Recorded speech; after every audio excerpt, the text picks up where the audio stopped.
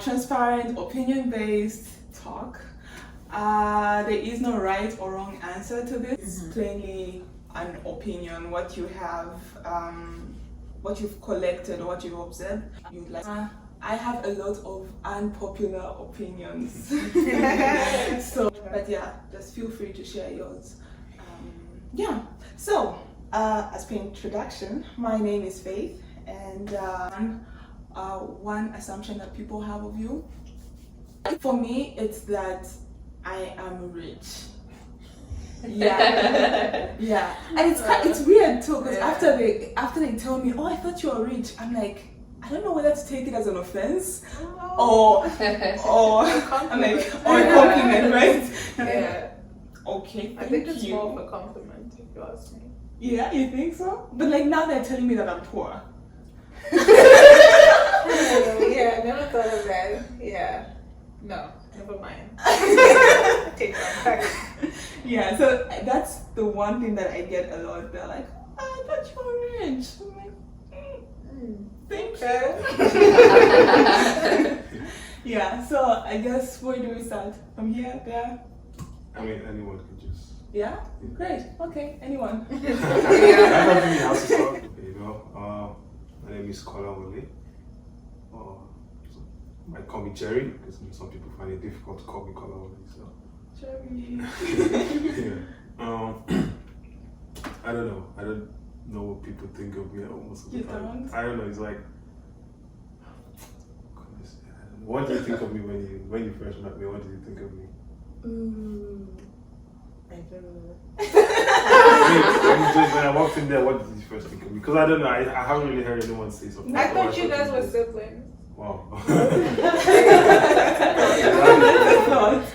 I don't know, man. I think maybe people think I'm. Do they think you play basketball? No. Do you think he plays basketball? I don't know. Because every time I see a tall guy, I'm like, they must play basketball. Yeah. I did play basketball sometime though. So it wouldn't be an assumption. It could be true. Like they could assume something about you that's true. Like people come to me and say, "Oh, you're from Nigeria or Ghana." Well, that's not true. But yeah. No, nothing. Okay. What about you? I'm Michelle, and people assume I'm shy and I don't talk. True. Which is not true. I'm not shy. True. That was my first. Okay, I'm shy. I am shy, but when I'm close to someone, I talk. Yeah. Face, you can testify. Yeah. Yes. I am Hazel Shumirai Moshiwa. People assume Shumi is my first name, but it's not. It's actually my middle name. Yeah. But I prefer Shumi, so that's fine. That works fine. You prefer Shumi to Hazel? Yeah. Oh. Yeah. Because fine people can't pronounce Hazel very well, so. No, you'd be shocked. Really? Yeah, but all sorts of versions. But people assume I am in high school. Or 20 or something. Yeah. Yeah, not. I'm 16.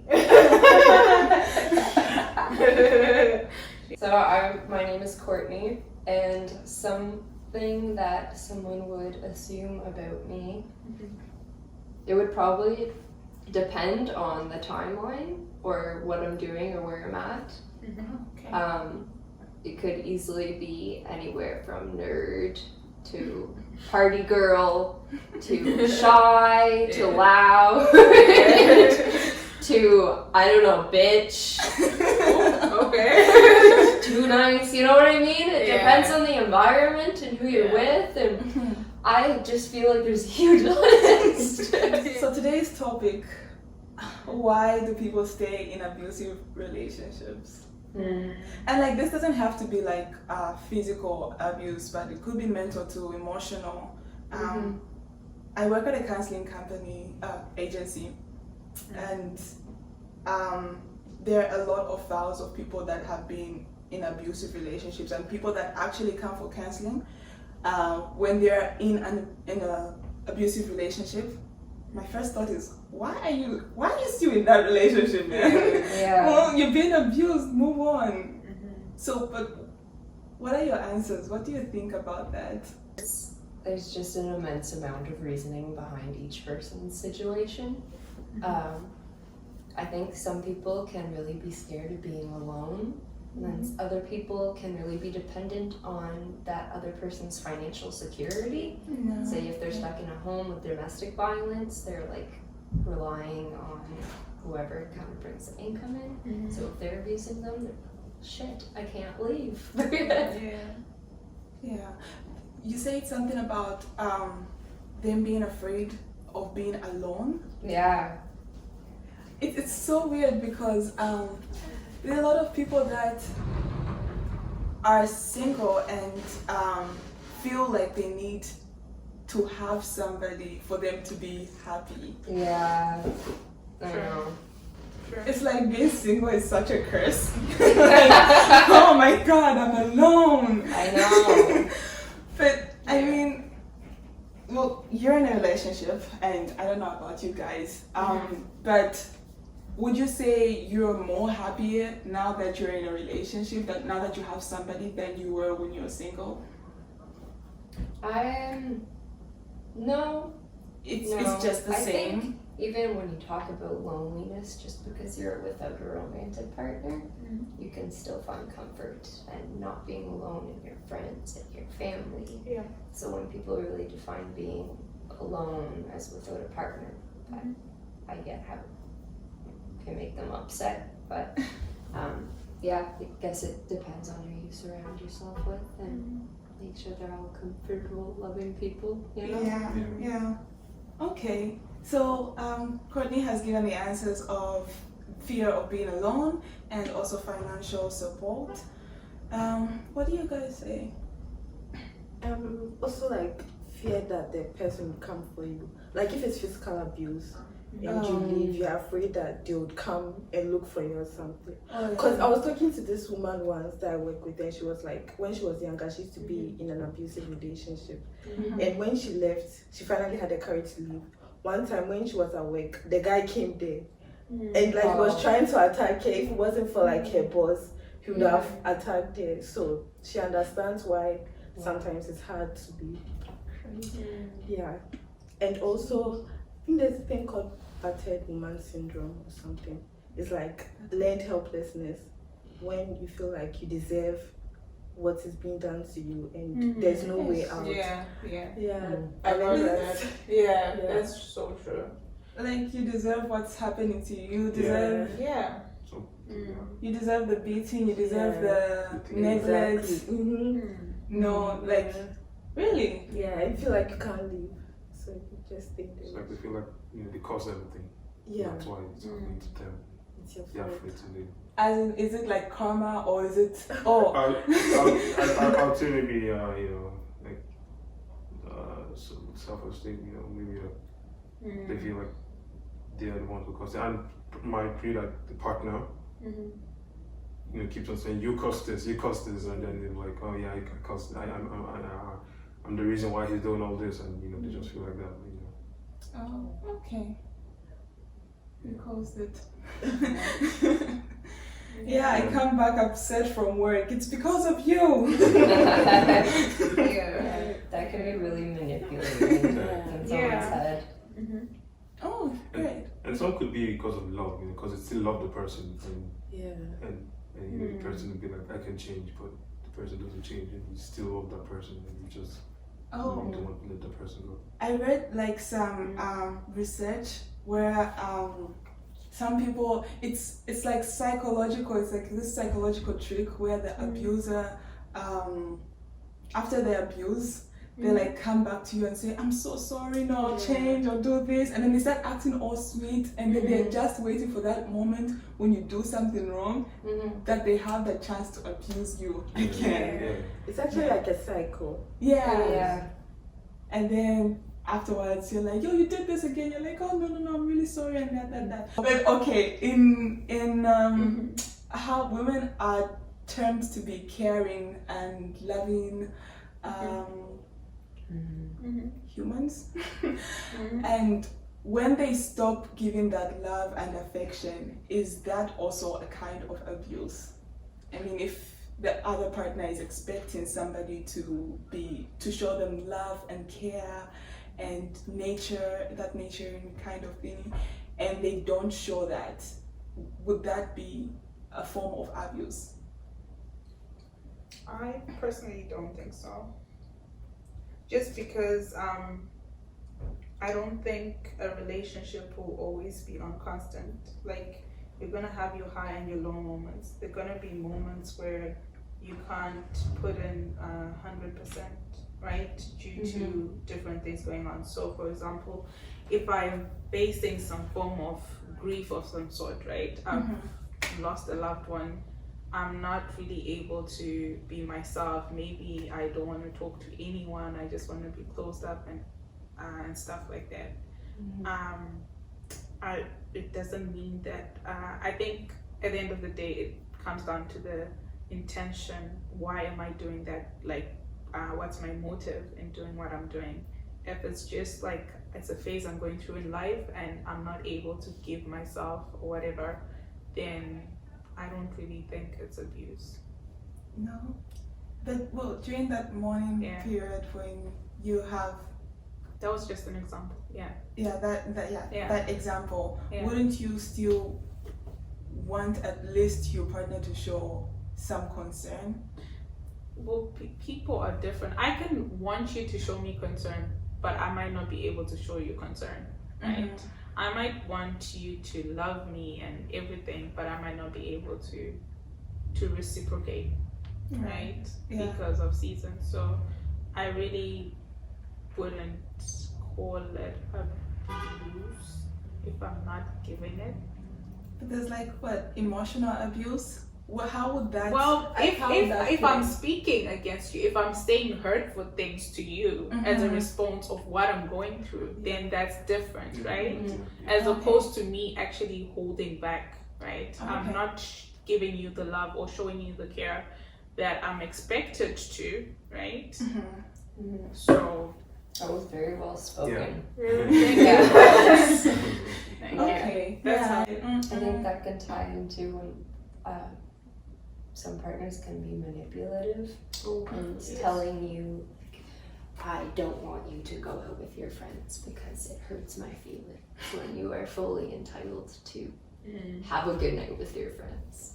Or if they're severely jealous and they're like, I don't want you to go study with your lab partner at the library because I'm terrified of what will come back to me, you know? Right, and that's not healthy. No. So it can be really simple, sometimes it's not easy to catch on, but that's a good point, because I know people become possessive out of love, and they don't mean to abuse you, but I don't know, on the person that's receiving that kind of reaction, would it be it's love, or is it this is abuse?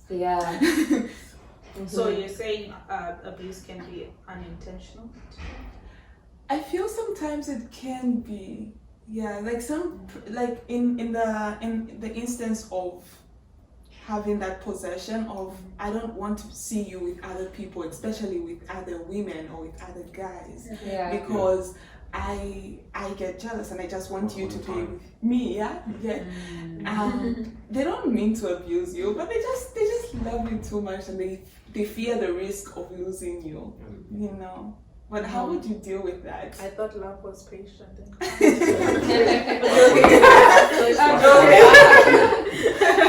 what it's meant to be. That's what it's probably meant to be. Yeah. I know. Like sacrifice. So you sacrifice your friends? No. No. I meant love is, also sacrifice. Okay. Sacrificial. On which part? Both. Okay. Both. So it's like, okay, cut 50% of my friends out so that I can remain with you for the 50% I don't sacrifice. I mean, is it calculated? It's not calculated. It's just, Yes. You just, you and your partner, you just know when you have to be there for your partner, and, when you just have to be with your friends, and the partner is supposed to understand that and just allow you. Okay. Yeah. Have your freedom. Even in your relationship, you can still be your freedom. Yeah. You can't be tied to someone down like that. If say one of the partners like a person who is like,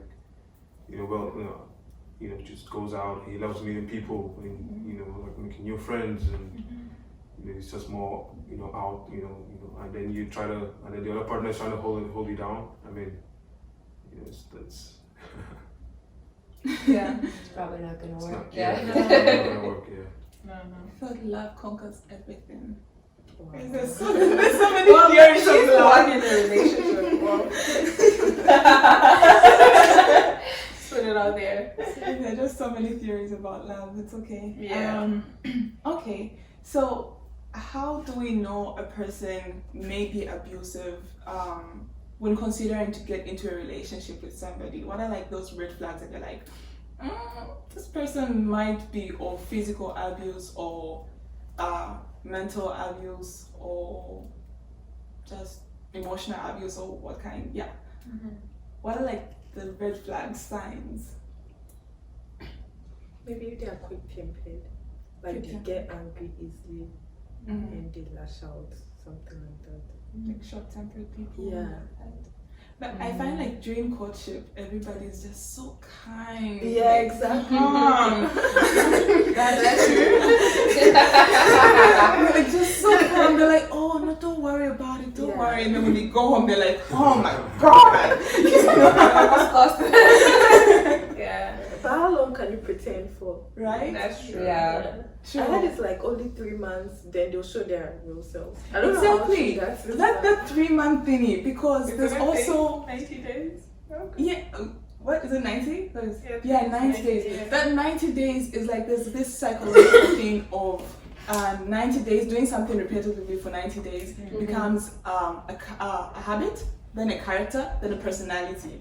So if this person is pretending for 90 days, then that means like that. I'm just wondering. I'm just wondering if that eventually becomes their personality. Good question. So we should just give everybody 90 days. TikTok. I don't know about 90 days though. I feel like it might be earlier. I don't know how people date these days, whether you just meet someone for the first time or whatever, but I mean, I would prefer to date someone I've known for a longer period of time.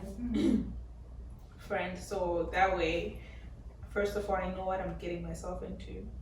The person also knows what they're getting themselves into. So maybe just even from that friendship level, you can tell that, okay, this friend of mine, struggles in this area. They have a short temper, like you're saying, or they have trust issues. So they're jealous and stuff like that. Maybe it's something that you can even pick up prior to dating. However, when you meet someone for the first time, I don't know, because like you're saying, there's that whole facade, like everyone is trying to put on their base behavior, and it's so natural. Like there's no way you can come here and just show my true colors. Even in front of you guys, and I'm not trying to date any of you guys, but yeah, it's human nature. We just want people to view us as the best versions that we are, but over time, like you say, I don't know whether it's 90 days or even less. Those true colors start coming out, and also you can tell even from friends, like their friends, their company, how they relate with their friends, how they treat their friends, and if their friends also have those tendencies, right? Because they do say birds of the same feathers flock together at times. But so you can almost tell, I think, from that, the way they treat people in their lives, their friends, their families, and like you said, you can observe some tendencies, like are they short-tempered or... I mean, I don't know if this one really applies, but I heard if you were abused as a child, you're more likely to also abuse like your partner. But like you shouldn't hold it against them though that they'll be abusive, but it happens. Okay. Yeah, I mean that's one thing. Yeah. Because, some people who are abusive have also been abused. Yeah, exactly. So yeah, I think that's another reason Right. why people. Yeah, so like you're saying it's something you should probably watch out for. Yeah, Yeah. but don't like hold it against hold them. it. Yeah. Okay.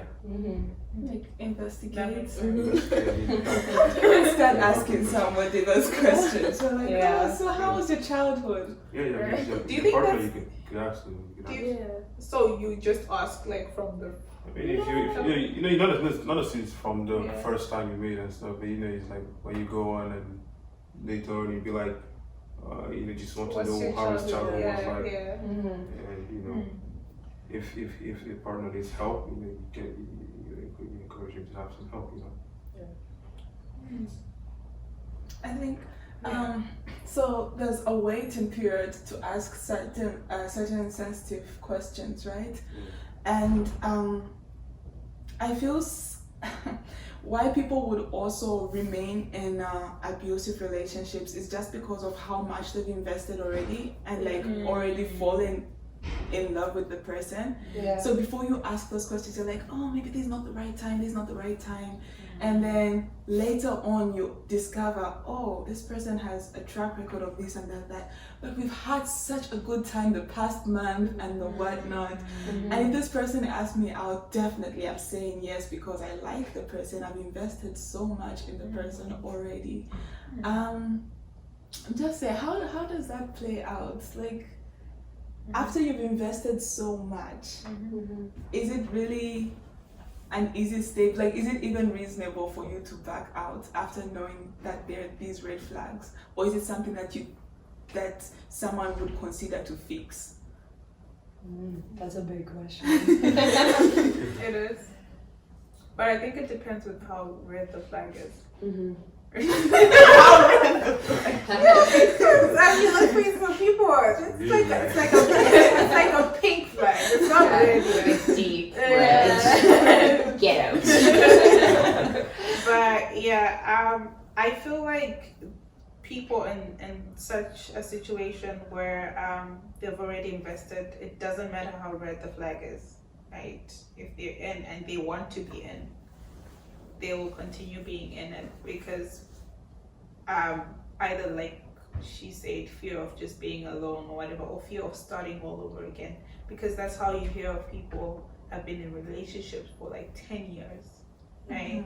And they've been going through some stuff. I think I was watching the other day on TV, this lady, she was actually like a social worker, and her job was to talk to women who had been abused and encourage them to leave their homes and everything. That's what she did for a career, and yet she got killed, and she was a victim of domestic violence and stuff like that. So you going out there and encouraging people to do the same exact thing that you're in, really doesn't make sense. So it's not that you don't see the red flags, you see it, but then for some reason you'd rather be in that relationship and tolerate whatever it is that is coming your way because you just don't want to be alone or whatever. It really depends with how red the flag is and whether you're willing To make your partner a project. Yeah. Yeah, would I rather have a red flag or not be in a relationship? I'll pick the red flag and stay in the relationship. Yeah, that's what some people would say. That's how I feel. There's this book I read, Trevor Noah, his biography, and Do I have it here? No, I don't. he spoke about how his mom was in this. Son of Patricia, is that Son of Patricia? Yeah, son of Patricia. That's I his think first so. one. Oh, okay, yeah. No, Bonnie Crank. Bonner crying. Oh, Bonner Crying. I have Bonner crying. You really? Yeah, it's really funny. Yeah, really funny and deep. And he spoke about how his mom, stayed with this guy who comes back home drunk and just beats her. And, he got angry with the guy, but the mom still was with this guy because she loved him and she was a Christian woman, and she was like, I'm praying for him and I hope he's gonna get better soon. And, it got to a point this guy shot her through her eyes, her eye, I think, but she didn't die. And somehow it just happened, she didn't die. And that was when it was like. Like the flag is really red now. I think it was that's another reason why some people still stay in like toxic relationships, because some of them the beliefs and their religion it's like they feel like they can change this person and stuff. So Right. No, I'm really glad you brought that up, because I spoke to some friends I think a month ago. Although like Africa is really known for Christianity a lot, like deep Christianity. not just deep Christianity, deep religion. Deep religion. When they believe in something, it's to the root. So, and they said most of the marriages in African marriages, yes, there are couples living together, but most of them are dead. Like there is no love in that marriage. It's just because it's against the Bible to divorce. Yes. It's against the Bible to divorce. Yeah, it is. Well, It's not against the Bible. it does say. I mean, Well, you should have a reason. It says what you when you divorce, you don't marry again, and even the person that both of you don't marry again, and if the other one marries. If the other one marries, they commit adultery, and adultery is a sin. So Wow. It's a whole topic. But I think the only reason It's you a can whole divorce is if like your partner is unfaithful. Infidelity. Yeah. I think That's the condition. and like you're scot free to go and marry somebody else, I or don't know about that. I can't really know.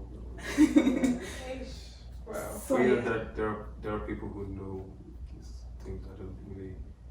Yeah, they do say that it's on basis of infidelity. But then once you divorce, like the only time you can be with someone else is if they die. if they die, Mission Impossible. Kill them.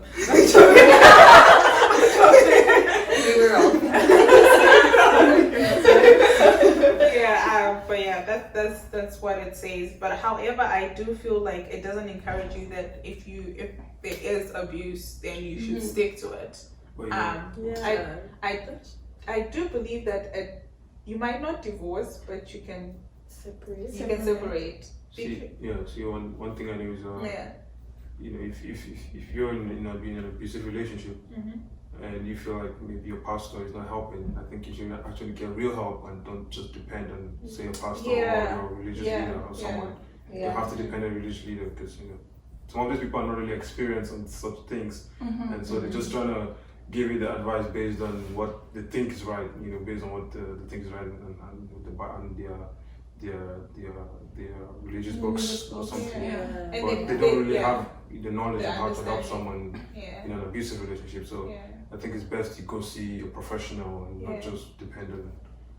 And also just lack of understanding of the fact that when the Bible was written, things were different. Things were way different. So people are really just literally taking it as it is and not putting things into context, because in the Bible it doesn't talk about abuse. Right? So it doesn't mean that we have to then take it as it is and apply, because who knows, maybe there wasn't abuse, maybe they would strangle people who used to abuse women or something, right?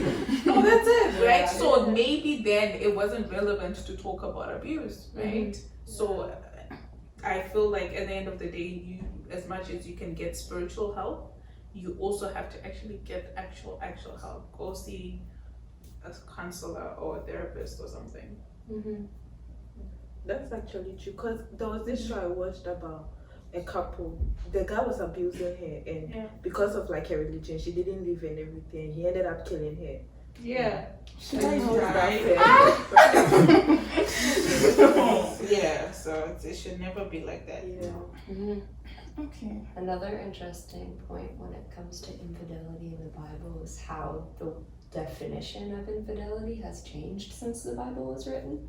For example, can it be considered, oh, my partner is DMing really sexy messages to a woman or man, right? So I'm gonna read them on Instagram. Or is my partner fully penetrated or being penetrating or being penetrated by somebody else. Yeah. No, that's true. I think that's another thing. There's flirting. There's a whole lot of things these days. So if my husband flirts, should I leave him? Oh, Yeah. let me just say this. Okay. This I feel is abuse, and I don't. No. So if this. your partner flirts, you leave him? Yes. I mean, it's No. cheating, Listen. Like, I mean, listen. Not a topic altogether. Yeah. My point is, there are things like you caught someone in bed with another woman. Straight up, it's there in front of your face, right? Right. You take, and then there's you saw a message on her husband's phone, right? I feel like, oh, you looked good too, or whatever, right? I can call my husband and be like, yo, what's going on? Because first of all, it could be that maybe he just doesn't see anything wrong with it, right? And there are a lot of people like that. However, someone who's in bed with another woman, if you don't see anything wrong with that, I don't know, you need some help, right? But my point is stuff like DM text or whatever. For me personally, we can talk about it. Let me tell you what I'm uncomfortable with. Not that I've seen it, I've told you about it, and then you go back and you do it again or whatever, right? That's a different case. It might be just, oh, I didn't know that this was offensive on your part or whatever. I'm sorry.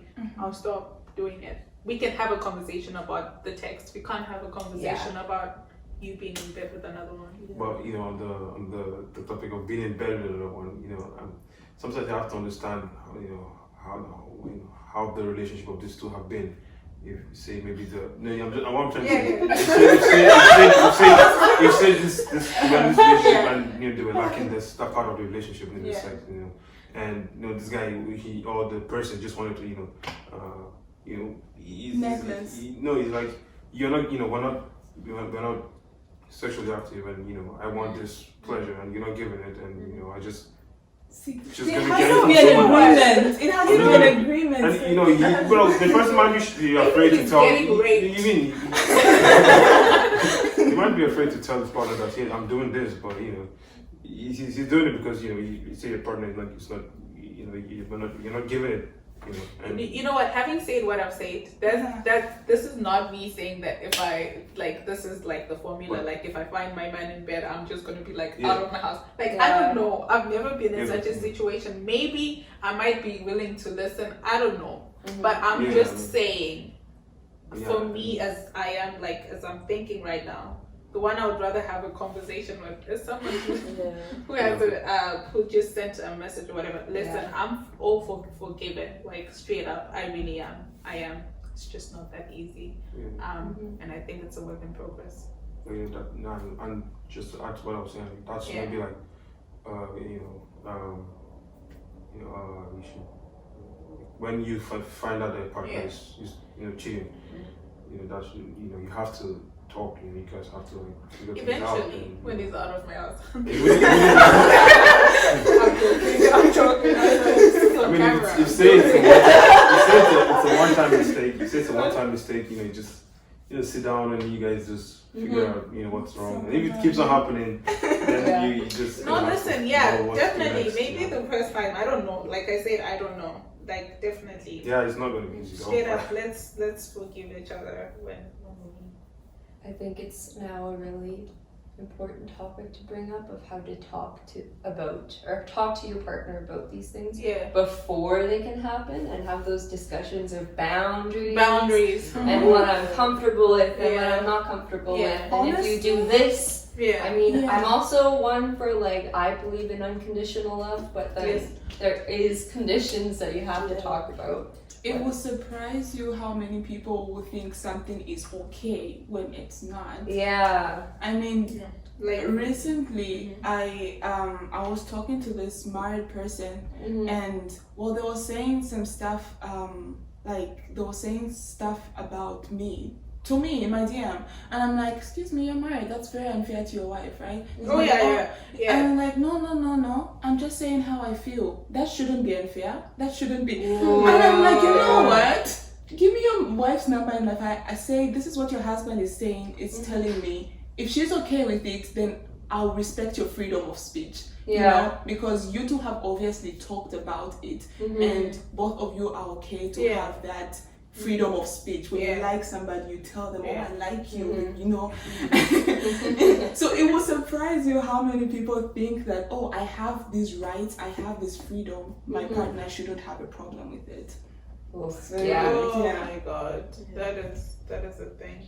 And the times it takes you as the other person having to tell the person that, you know what, you might not have boundaries with your wife, but I have boundaries myself, right? I have standards. I do not entertain married men. I'm sorry. So whether you have your freedom of speech or not with your wife, I don't care. Just respect me. Right? Don't have conversations like this with me. So at times it actually takes you, the other person who's not married, having to. We love women supporting women. That has been an amazing talk, guys. Thank you for your opinions. Are there any last things you want to add broadly? Talking about bam. Get help. You're in a toxic relationship, just get help. One.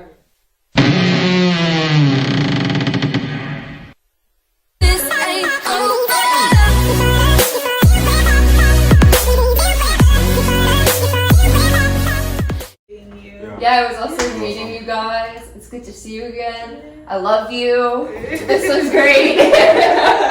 Alright. Should I say you out, or do you know where the... I think I can find my way out. Are you sure? I'll